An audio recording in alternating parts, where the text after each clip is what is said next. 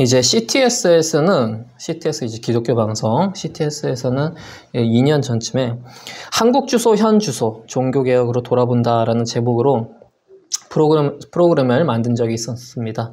거기서 이제 교수님, 목사님들이 나와서 이제 한국교회에 대해서 토론을 했습니다. 당시 이제 그분들이 제기하는 한국교회의 가장 큰 문제점은 교회의 세속화를 꼽았습니다. 이것을 조금 더 구체적으로 말하면은 첫째는 신자들, 그러니까 믿는 자들이 정체성을 상실했다라는 것이고, 둘째는 지도자들이 타락했음을 얘기하셨습니다.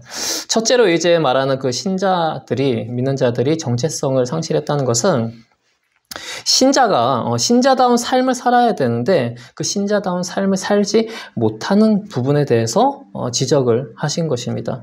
그러니까 신자라면, 믿는 자라면 예수 그리스도를 믿고 그 은혜로 주님의 뜻에 순종하면서 경건하게 살도록 노력을 해야 되는데 한국교회 성도들 대부분의 경우가 그렇지 못하다는 것입니다. 물론 신실하신 분들도 있습니다. 그러니까 대부분의 경우를 얘기하시는 것입니다.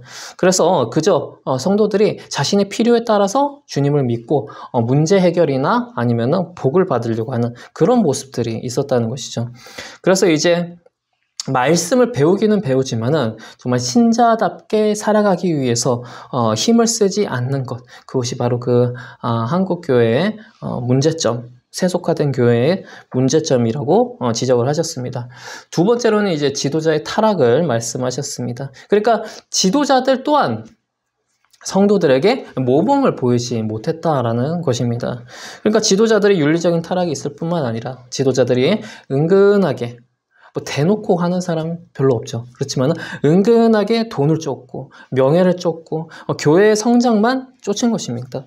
그러니까 이제 성도들도 계속해서 어떤 문제 해결이나 복만 추구하는 그런 경향들이 지금까지 달려온 한국교회의 문제들이라고 지적을 하신 것입니다.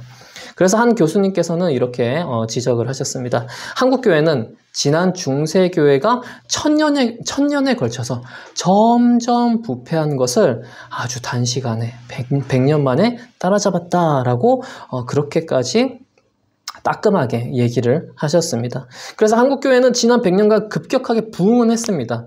급격하게 부흥은 했지만은 그 부흥의 내실이 너무나 미약하다. 내적으로는 아직 너무나 미성숙한 상태다라는 것입니다.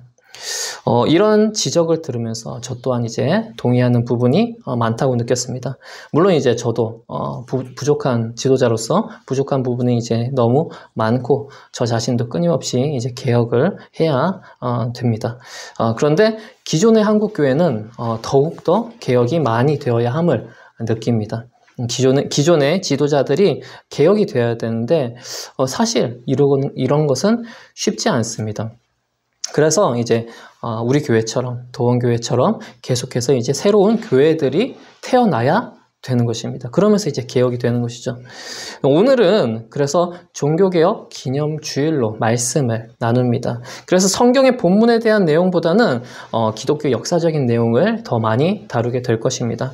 그러나 본문의 내용을 다루지 않는다 하더라도 한 번씩은 이렇게 기독교 역사를 아는 것도 이 본문의 근거에서 우리의 사람들의 삶이, 역사가 어떻게 이루어졌는지, 그런 신앙생활이 어떤 것이 좋은 부분이고 어떤 것이 또 나쁜 부분인지를 깨닫게 되는 그런 귀한 시간이 될 줄로 믿습니다. 그러면은 종교개혁이 어떻게 일어났냐라는 것부터 우리는 생각을 해봐야 됩니다. 개신교가 생기기 전에 원래 교회는 카톨릭이었습니다. 그러니까 카톨릭이라고 부르게 된 이유가 있었는데 굉장히 이 카톨릭이라는 이 단어 자체는 굉장히 의미 있는 좋은 의미가 있는 단어입니다. 초대교회에 이단들이 있었는데 이것으로부터 이단들 때문에 교회는 이제 정경을 수립을 하게 됩니다. 지금의 성경이죠. 지금의 성경이 이제 정경인데 이단들을 대항하기 위해서, 이단들에 대응하기 위해서 정경을 수립했습니다. 그리고 이단들과 차별화하기 위해서 스스로를 가톨릭이라고 부르게 됐습니다. 그러니까 가톨릭이라는 것은 굉장히 좋은 뜻이죠.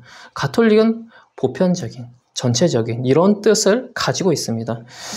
그래서 사도들의 증언에 기초한 교회만이 진짜 교회이고 진짜 보편적인 교회이다. 진짜 전체적인 교회이다. 정통적인 교회이다. 이런 의미를 가진 것이 바로 가톨릭이었습니다. 그래서 가톨릭은 순수한 교회다. 순수한 의미가 있었습니다. 그런데 이게 가톨릭이라는 의미가 원래는 그랬지만은 몇 세기가 지나면서 가톨릭이라는 그 의미가 변하게 되었습니다. 어떻게 변화가 됐냐면은 베드로와 그의 후계자들이라고 주장하는 로마 교회 감독들에 의해서 그들만이 가톨릭이라는 의미가 생긴 것입니다. 그러니까 굉장히 이제 권위적인 그런 의미로 바뀐 것이죠.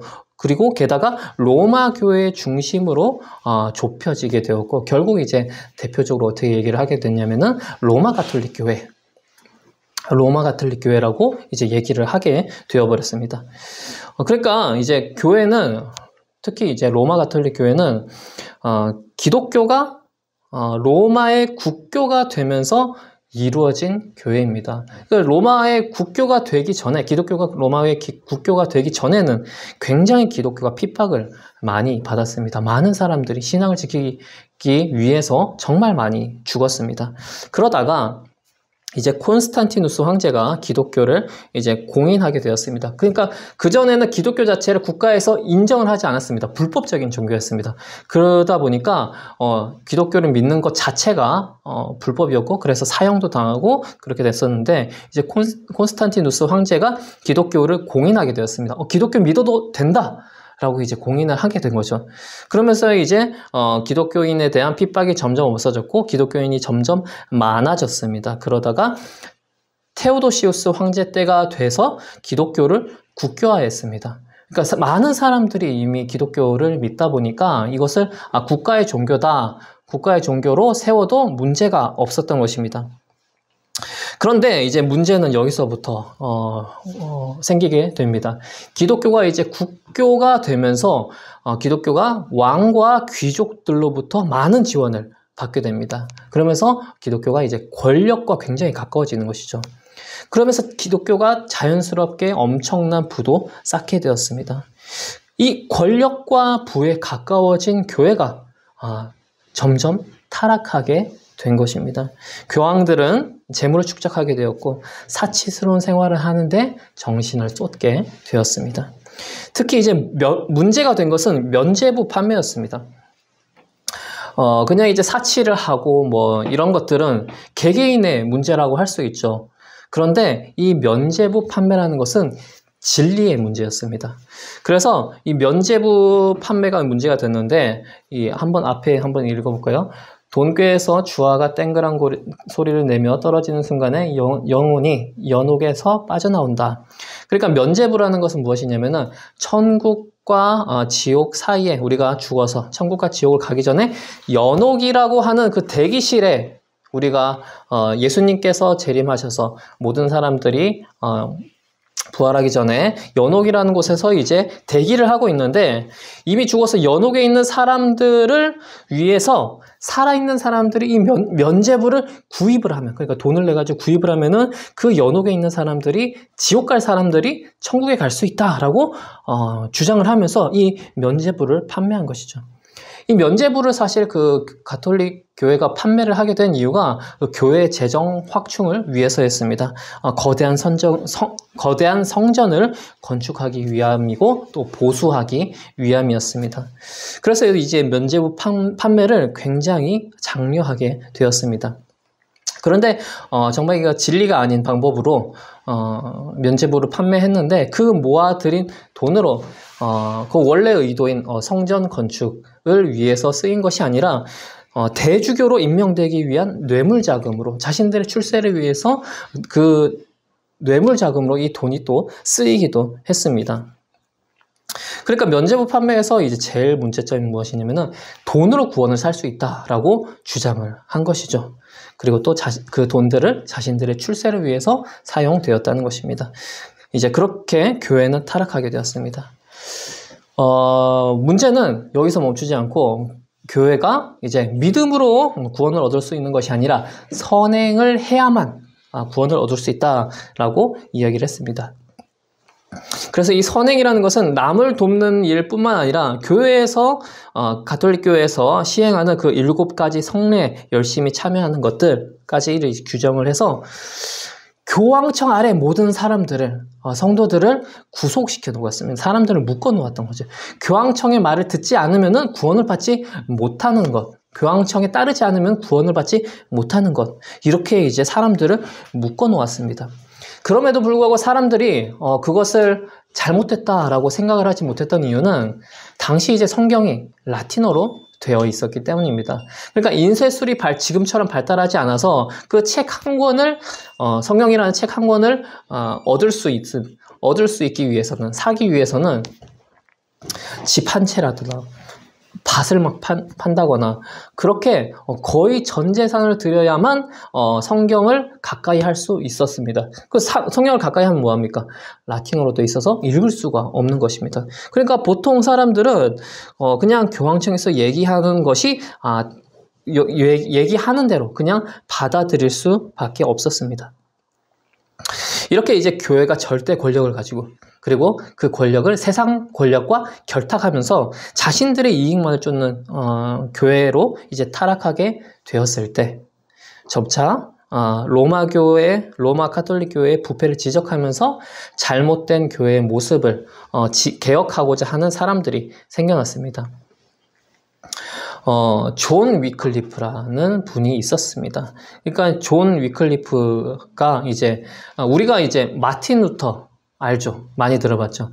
마틴 루터 이전에 사실 종교개혁 운동이, 교회개혁 운동이 일어나고 있었습니다. 이 존 위클리프는 어떤 분이냐면은 14세기 중반에 옥스퍼드 대학에서 신학과 철학을 가르치던 교수였습니다. 그러니까 이 교수님이다 보니까 어떤 라틴어도 읽을 수 있고 성경에 대한 연구도 할 수 있고, 그러다 보니까 이 지금 교황들이 하는 통치가 성경적이지 않은 통치라는 것을 알게 된 것이죠. 그래서 교황들의 그 세속적인 권력 추구에 대해서 비판했습니다.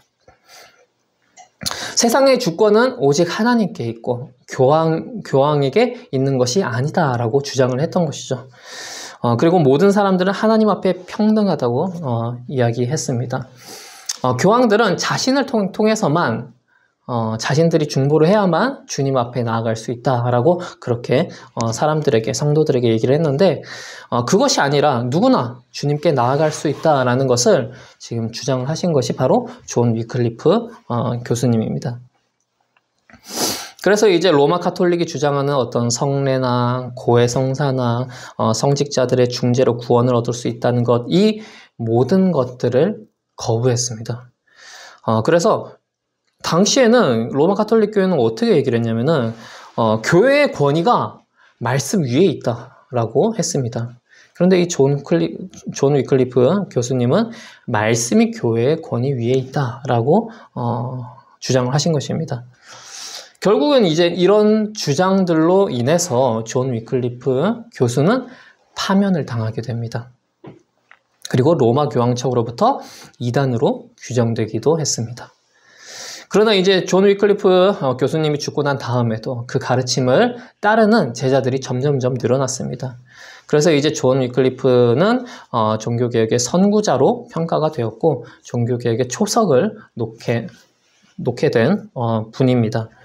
이렇게 이제 로마 교회가 점점점 부패하게 되니까 신앙의 순수성을 지키고자 하는 사람들이 일어났습니다. 그래서 이제 그런 사람들이 수도원으로 들어가게 되었습니다. 세상을 좀 떠나서 수도원에서 살자라고 하게 된 것입니다. 그래서 이제 수도원주의가 생겨나게 되었습니다. 그 가운데 이제 마르틴 루터도 있었던 것입니다. 이 마틴 루터는 수도사로서 이제 생활을 하면서 자신의 죄 문제에 대해서 굉장히 심각하게 고민을 했습니다. 그리고 그 죄 문제를 해결하기 위해서 갖가지 노력을 했습니다. 그러나 어떤 것을 해도 죄책감이 사라지지 않는 것이었습니다. 어떤 이제 당시 이제 신부였다 보니까 이제 고해성사 같은 거를 했었는데 마틴 루터가 이제 고해성사를 하러 가면은 이제 선배, 신부님이, 뭐 이런 것까지, 고해성사를 하러 왔냐고, 제대로 된 죄를 짓고 오라고, 이렇게까지 얘기할 정도로 마르틴 루터는, 별 죄도 아니지만 그 죄에 대한, 죄책감이 굉장히 있었고, 그 죄책감마저도, 그 작은 죄책감마저도 깨끗하게 자유함을 얻기를 원했던 것입니다. 그런데 이제 어떤 방법을 써서도 그런 죄책감이 해결되지 않았는데, 그러던 중에 이제 한 교수님의 권면으로서 성경을 열심히 연구를 하게 되었습니다. 그러던 중에 오늘의 본문인 로마서 1장 17절의 말씀을 통해서 믿음으로 구원을 얻게 된다는 그런 진리를 이제 깊이 깨닫게 되었습니다. 다시 한번 읽어볼까요? 시작. 하나님의 의가 복음 속에 나타납니다. 이 일은 오로지 믿음에 근거하여 일어납니다. 이것은 성경에 기록한 바 의인은 믿음으로 살 것이다 한 것과 같습니다. 그러니까 구원을 얻으면은 의롭다 함을 얻게 되는데 그 의는 믿음으로만 얻을 수 있다는 것입니다. 그러니까 이것은 우리가 믿음을 가져야 된다라고 얘기를 할 수 있는데, 우리가 믿음을 가진다는 것은 사실 우리의 의지가 크기보다는 하나님께서 우리에게 베푸신 은혜와 그 신실한 사랑이 더 큽니다. 그 하나님의 크신 사랑에 대한 어떤 반응, 그 크신 하나님의 사랑을 우리가 그냥 받아들이는 것, 이것이 바로 믿음인 것입니다. 우리가 정말 하나님을 굳건하게 믿어야지, 이런 의미의 우리의 적극적인 믿음이 아니라 하나님의 은혜가 너무 커서 우리가 정말 수동적으로 그것을 받아들이는 그 믿음만 가져도 우리는 의롭게 된다라고 얘기를 하는 것입니다. 그래서 십자가 은혜로 우리의 죄가 사해진다. 그래서 우리의 믿음이 굉장히 커야 함을 얘기를 하지 않습니다. 우리가 이제 창세기에서도 얘기했듯이 하나님께서 아브라함에게 크신 은혜를 자꾸 부어주셨습니다. 인도하셨고, 주권적으로 인도하셨고, 은혜를 베풀어 주시고, 용서해 주시고, 갈 길을 베풀어 주시고 그러셨습니다. 그것을 그냥 아브라함은 수동적으로 하나님께서 하시니까 알겠습니다, 그러니까 믿습니다, 그런 이제 반응을 보이면 되는 것이죠. 그래서 이 마틴 루터는 이 진리를 이제 깨달으면서 5가지 신학을 이제 이루게 되었습니다. 오직 성경, 오직 믿음, 오직 은혜, 오직 그리스도, 오직 하나님께 영광, 이 신학을 이루게 되었습니다. 사실 그 뜻은 비슷비슷하지만 더 정확하게 표현을 하기 위해서 이렇게 5가지로 표현을 하게 되었습니다. 그러니까 오직 성경은 무엇이냐면은 오직 하나님의 말씀만이 구원의 유일한 수단이다, 방법이다. 다른 어떤 전통적인 것들로 인해서 우리는 구원을 얻을 수 없고 성경의 말씀을 통해서 우리는 구원을 얻을 수 있다라는 말입니다. 그리고 이제 오직 믿음은 무엇이냐면은 우리의 구원은 믿음으로만 받는다. 어떤 행위나 선행을 통해서 우리가 구원을 받는 것이 아니다. 믿음으로만 받는다라는 것이고, 그리고 또 오직 은혜는 이 구원은 하나님의 은혜로 주어진다는 것이죠. 그러니까 우리의 노력으로 구원이 주어지는 것이 아니라 하나님의 은혜로 구원이 주어진 것이다.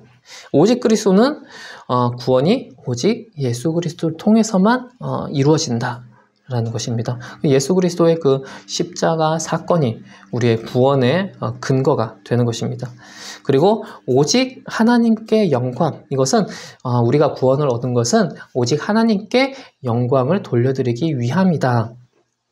우리가 자유함을 얻고 우리가 정말 기쁘게 살기 위해서, 우리가 마음대로 살기 위해서 구원을 주신 것이 아니라 오직 하나님께 영광이 되기 위해서 구원을 주신 것이다 라는 것입니다.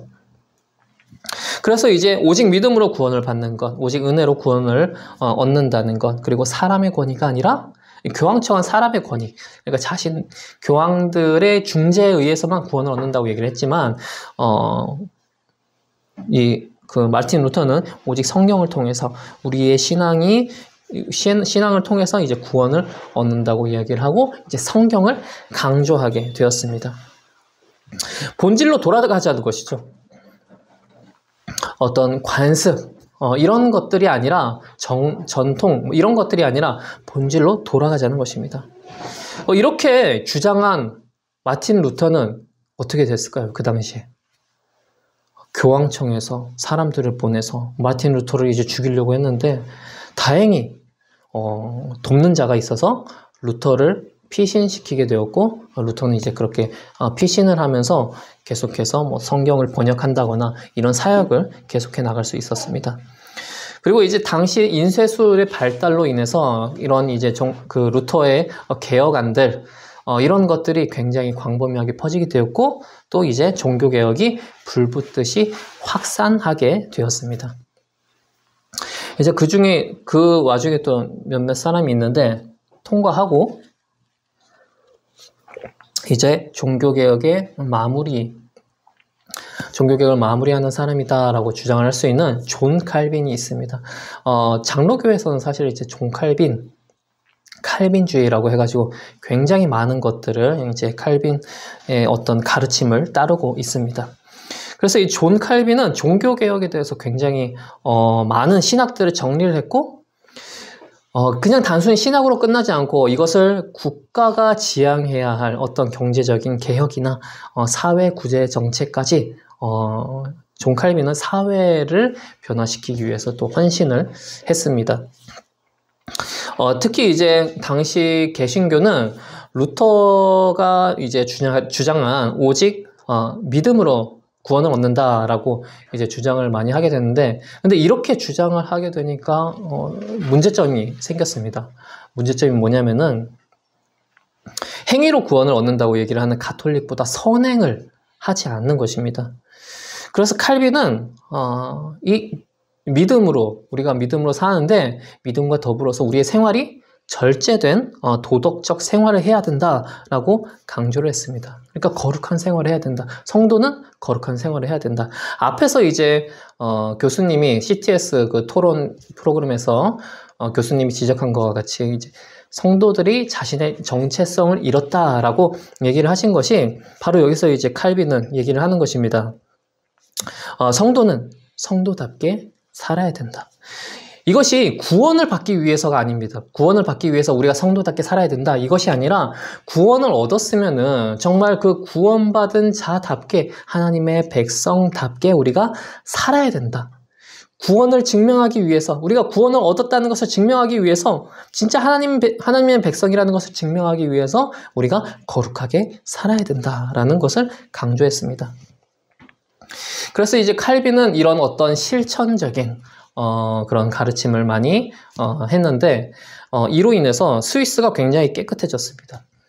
원래 이제 스위스는 굉장히 더러운 나라였습니다. 악취가 심하고 쓰레기도 뒤덮여 있고 여러 가지 범죄자, 정치 난민, 용병, 간첩, 창녀 이런 빈민들로 굉장히 더러운 나라였습니다.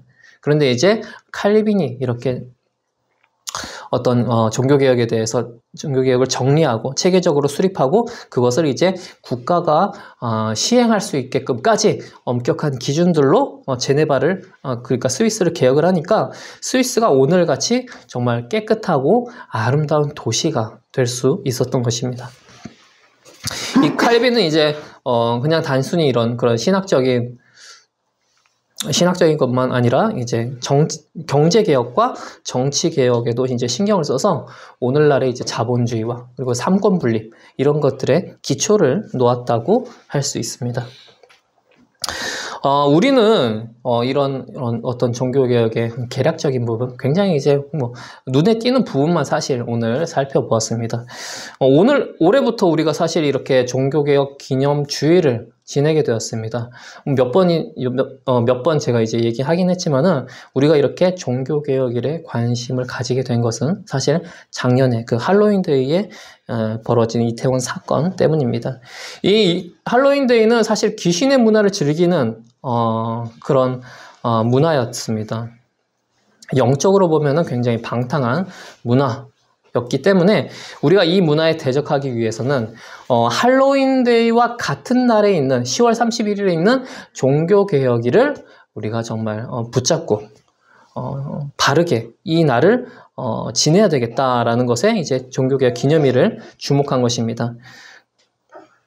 지난번에도 얘기했지만 그 할로윈데이가 이렇게 문화적으로 축제처럼 이렇게 되기 이전에 종교개혁 기념일이 먼저 있었습니다.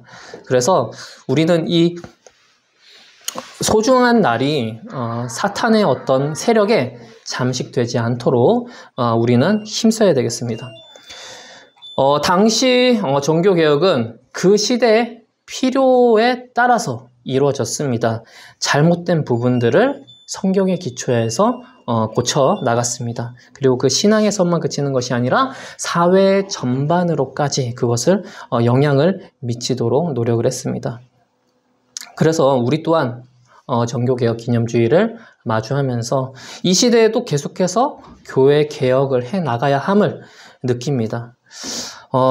한국교회는 사실 너무나 기업화가 되어버렸습니다.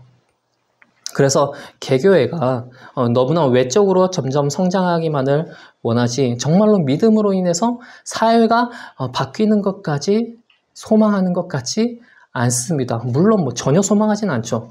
전혀 소망하는 것이 아니진 않죠. 소망하는 부분이 있습니다. 그러나 그것보다 교회의 성장만을 원하는 것이 이제 더 크다는 것이죠.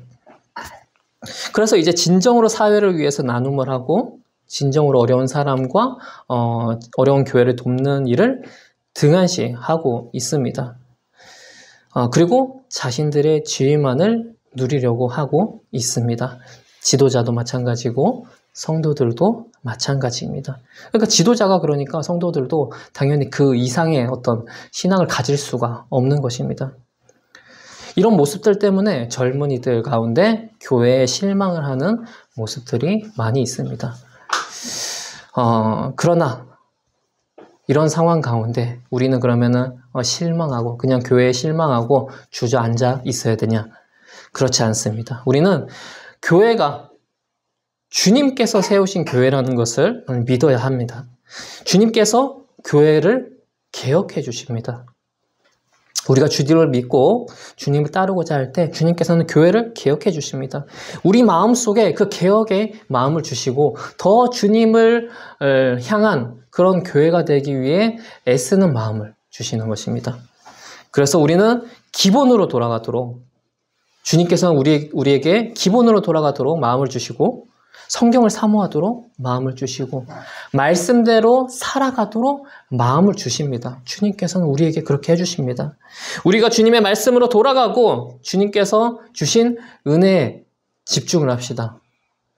만물을 창조하신 주님께 우리가 우리의 관심을 돌리고 주님을 바라볼 때 우리의 영혼이 회복이 됩니다. 우리가 주님을 바라볼 때 우리의 영혼이 회복이 됩니다. 말로만 우리가 그렇게 하는 것이 아니라 정말로 그렇게 합시다. 성령님의 도우심을 구합시다. 우리의 힘으로 될 수 있는 것이 아닙니다. 우리 자신이 변하고 교회가 변하는 것은 우리의 힘으로 되는 것이 아닙니다. 성령님의 도우심을 우리가 함께 구합시다. 그리고 성도의 변화와 더불어서 더 나아가서 사회의 변화까지 우리가 함께 꿈꾸는 자가 되기를 원합니다. 칼빈이 정말 그 제네바를 개혁하고 스위스를 개혁하면서 더러웠던 스위스가 깨끗한 도시로 변했던 것처럼 우리가 주님의 말씀대로 살아내어서 우리 도시와 우리의 나라가 더욱더 바르고 경건한 도시가 될 수 있도록 경건한 나라가 될 수 있도록 우리가 함께 힘씁시다. 교회에 세속하러 믿음을 잃은 자들에게 목회자로서 미안하다는 말을 전하고 싶습니다. 그러나 회의에 차 있거나 시리에만 빠지지 말고 우리가 다시 한번 성경을 붙잡고 일어나기를 원합니다. 우리가 한국교회의 개혁에 이바지하는 자가 되기를 원합니다. 주님의 이름으로 축복합니다. 우리 이 시간 함께 기도하겠습니다.